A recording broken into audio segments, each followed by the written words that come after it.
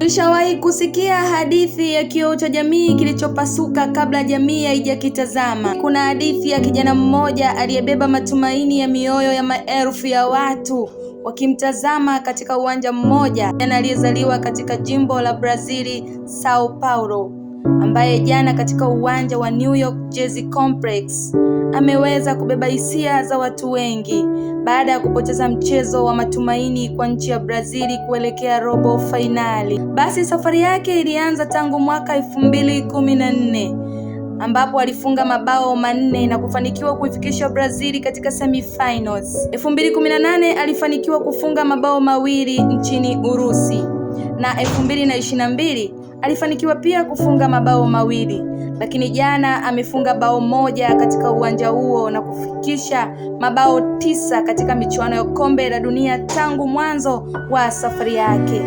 Neymar Jr. mtoa Cristiano Ronaldo kutoka Ureno, ukimtoa Messi kutoka Argentina, namba 3 utamkuta Neymar Jr.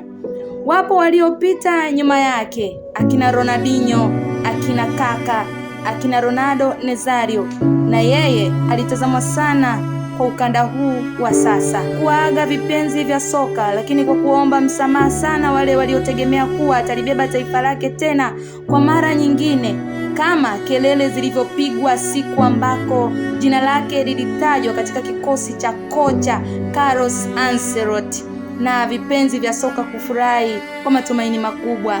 Anasema kuwa soka ndivyo lilivyo, sometime litakupa furaha, lakini sometime utapata karaha.